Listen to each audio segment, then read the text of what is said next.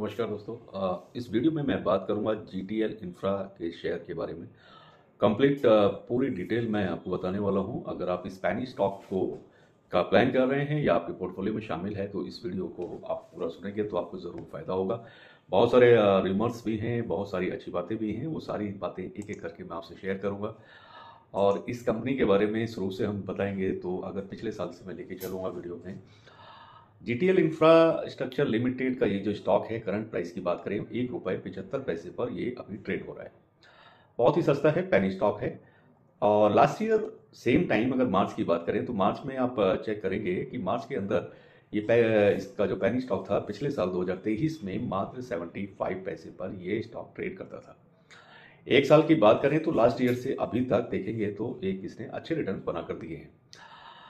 एक साल के अंदर 2023 मार्च से लेकर मार्च अभी चल ही रहा है, 2024 चल रहा है। 2024 में आप चेक करेंगे तो कम से कम 118-119% के रिटर्न इसने बना कर दिए हैं।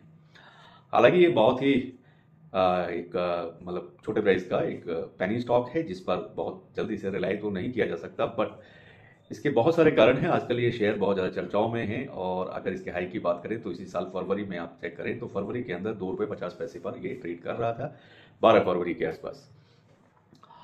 और अब 12 फरवरी से ये लगातार इसमें एक तरह से गिरावट का दौर भी देखा जा रहा है। ऐसा नहीं है कि ये हमेशा एकदम से अपर सर्किट या ऊपर की तरफ जाता हुआ दिखता हो। पिछले एक महीने से अगर आप कहेंगे कि इसमें क्या पोजीशन है तो एक महीने के अंदर करीब करीब 30% के ये इसने गिरावट दर्ज की है, यानी 30% का इसने लॉस दिया है।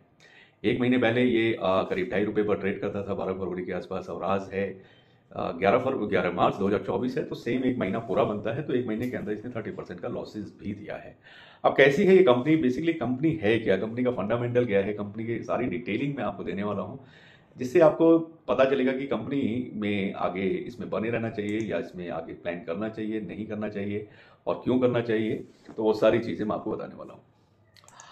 शुरू से मैं बात करूंगा कि जैसे आप जानते होंगे हमारे इंडियन मार्केट के अंदर 4G 2G जो इंटरनेट सर्विसेज होती हैं, 2G है, 3G है, 4G है और 5G के टावर इंफ्रास्ट्रक्चर को जो कंपनी अवेलेबल कराती है, जो कंपनी उनको बनाती है और लगाती है, उसकी सबसे बड़ी कंपनी है जीटीएल इंफ्रा। तो इसी कंपनी के शेयर की चाल में 2023 से 2024-25 तक भी आपको बताने की कोशिश करेंगे किस तरीके से कंपनी का डिटेल इसका आगे रहने वाला है। कंपनी का पूरा नाम है GTL infra limited. Company telecom sector में काम करती है, टेलीकम्युनिकेशन के इक्विपमेंट बनाती है, जैसा मैं बता चुका हूँ। मार्केट कैप इस कंपनी का करीब करीब 1500 करोड़ का है। बाकी इसके और जो वैल्यूज हैं वो थोड़ा इसकी ठीक नहीं है, बुक वैल्यू इसकी माइनस में है, फेस वैल्यू इसके स्टॉक की 10 रुपीज़ है।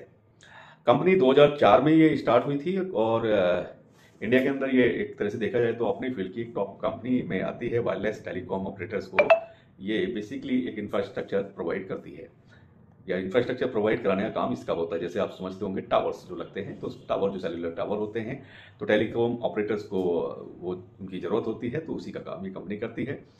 जीटीएल इंफ्रा के वर्तमान में अगर आप देखेंगे प्रेजेंट टाइम में, तो ऐसा नहीं है कि इसमें अंदर का कम एम्प्लॉय हैं, एम्प्लॉय भी अच्छे हैं, करीब 1000 से भी ज़्यादा इसके अंदर एम्प्लॉय कार्य करते हैं। और इसका हेड ऑफिस अभी मुंबई में है, मुंबई के अंदर इसका वो है ऑफिस है।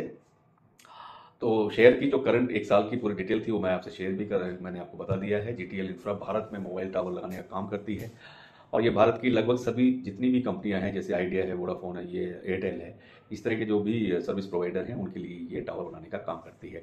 और इंडिया के अंदर करीब करीब 22 टेलीकॉम कंपनी या सर्कल के अंदर इन्होंने 22 टेलीकॉम सर्कल के अंदर करीब करीब 26,000 टेलीकॉम के इंफ्रास्ट्रक्चर इस कंपनी ने उपलब्ध कराए हैं। जीटीएल इंफ्रा भारत की सबसे बड़ी प्राइवेट कंपनी है और टेलीकॉम टावर कंपनी के रूप में एक तरह से उभरती हुई कंपनी है। वैसे तो कंपनी अपने सारे काम, टेलीकॉम ऑपरेटर का काम, जैसे टावर अवेलेबल कराना, मेंटेनेंस, उसकी रखवाली करना, ये सारा काम वो खुद ही करती है। 2004 में जब इस कंपनी का में तेजी आई थी तो कंपनी काफ़ी तेज़ी से इसमें डेवलपमेंट इस कंपनी ने किया था और इसी के कारण ये टावर के इंफ्रास्ट्रक्चर में सबसे बड़ी कंपनी बन गई है। प्रेजेंट टाइम की बात करें तो प्रेजेंट में कंपनी की माली हालत जो है खराब है और लगातार ये कर्ज में डूबी रहने वाली एक कंपनी है। इसके शेयर की ग्रोथ बहुत ही कम हो गई है। जीटीएल इंफ्रा का जो शेयर प्राइस मैंने आपसे बात कर ही लिया, 2023 पिछला साल से अब तक का भी किया है, तो थोड़ा सा इसमें अच्छा प्रॉफिट देखने को मिला है। और जब से सरकार ने विदेशी कंपनियों को भारत में टेलीकॉम क्षेत्र में व्यापार करने की अनुमति दी थी, उसी के बाद से कंपनी की जो मोनोपोली है बेसिकली वो खत्म हो गई थी। ये इसका एक बड़ा कारण रहा है। और लेकिन कंपनी के अन्य कंपनी को कॉम्पिटिशन देने के लिए लगातार ये नए टावर लगाती रहती है कंपनी, और 2010 में भी भारत सरकार द्वारा 2G स्कैम के चलते 122 टेलीकॉम कंपनियों का लाइसेंस रद्द हुआ था। इसके बाद जीटीएल इंफ्रा को एक बहुत बड़ा झटका भी लगा था, क्योंकि कंपनी के ज़्यादातर टावर अब खाली हो चुके थे और कंपनी बिना कमाई के ही इन टावर का जो इनको मेंटेनेंस करना पड़ रहा था, जिसके कारण कंपनी पे कर्ज का बोझ बढ़ गया। बेसिक रीजन इसका यही रहा है। इसके बाद से ही कंपनी फिर ढंग से वो उभर नहीं पाई और कंपनी का शेयर लगातार नीचे गिरता रहा, क्योंकि कंपनी को एवरी ईयर लॉस में कंपनी चलने लगी। जीटीएल इंफ्रा का जो शेयर का प्राइस टारगेट की जहां तक बात करेंगे तो कंपनी का शेयर पहली तिमाही में करीब ₹1.5 और ₹1.90 के आसपास ग्रोथ दिखा सकता था, लेकिन अभी जो इसके प्राइस अभी जो चल रहे हैं उस प्राइस के बेस पर भी अगर आप देखें तो सारी स्टडी करने के बाद अभी ₹1.75 पर इसका प्राइस चल रहा है। कैसा रहेगा इसका आगे फ्यूचर में, किस तरह के टारगेट इसमें देखने को मिलेंगे, इसी पर ये वीडियो है। आप इत्मीनान से पूरा वीडियो सुनेंगे तो ज़रूर आपको ये चीज़ें क्लियर होंगी और चीज़ें समझ में आएंगी, क्योंकि इसके अंदर एक इंटरेस्ट जो पैदा हुआ है। आजकल बहुत सारे लोग हैं जो जीटीएल इंफ्रा के स्टॉक को बाय करना चाहते हैं। उसका बेसिक कारण क्या है वो मैं आपको बता देता हूँ। बेसिक कारण यही रहा है कि इसके अंदर कुछ बड़े जो इन्वेस्टर हैं उनका होना ही इसका कारण है, क्योंकि बहुत बड़ी बड़ी कंपनियां इसमें पैसा लगा रही हैं, जिसके चलते इसके स्टॉक में अब बहुत बड़ी उम्मीद की किरण नजर आ रही है कि इसके चलते इसके शेयर में भी बहुत तेजी देखने को मिल सकती है। तो किसने किया है इस कंपनी में इन्वेस्ट, ये जानना बहुत जरूरी है। पहली कंपनी एलआईसी है और करंट फाइनेंशियल ईयर की जो दिसंबर तिमाही होती है उसके अनुसार एलआईसी के पास में लाइफ कॉर्पोरेशन ऑफ इंडिया को एलआईसी जो बोलते हैं उसके पास जीटीएल के करीब करीब 40 करोड़ 61,77,058 शेयर आपके एलआईसी के पास है। तो एलआईसी एक बहुत बड़ा इन्वेस्टर है, इनके पास काफ़ी बड़ी संख्या में शेयर हैं। एक कारण ये है कि इतना बड़ा इन्वेस्टमेंट एलआईसी ने अगर किया है इस पैनी स्टॉक में, तो जाहिर सी बात है कि इसके अंदर कुछ तो दिखाई देता होगा कि आने वाले टाइम में कुछ समय के अंदर इसके अंदर बहुत अच्छी ग्रोथ देखने की उम्मीद की जा सकती है। दूसरी बड़े इन्वेस्टर्स इसके अंदर है bank of Baroda. Bank of Baroda के पास जीटीएल के करीब करीब 5.7% शेयर हैं और बैंक ने लंबे समय तक कंपनी के शेयर अभी भी रखे हुए हैं। इसके अलावा कैनरा बैंक है जिसके पास Q3 फाइनेंशियल ईयर 24 की मैं बात करूंगा तो कैनरा बैंक के पास करीब करीब 4% से ज़्यादा का शेयर होल्डिंग है इनके पास में।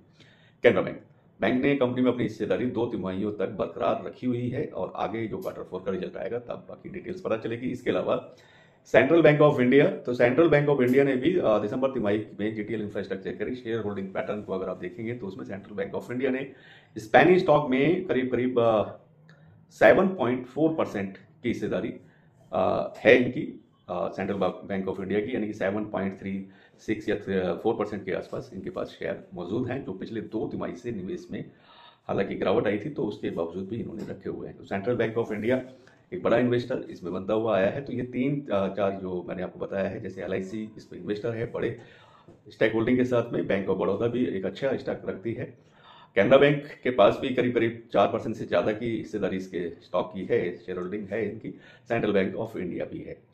तो ये इस तरह के बड़े इन्वेस्टर जब से इसमें आए हैं पिछले 2 क्वार्टर से, तो आप देख रहे हैं कि इसके स्टॉक में थोड़ा तेजी देखने को मिल रही है।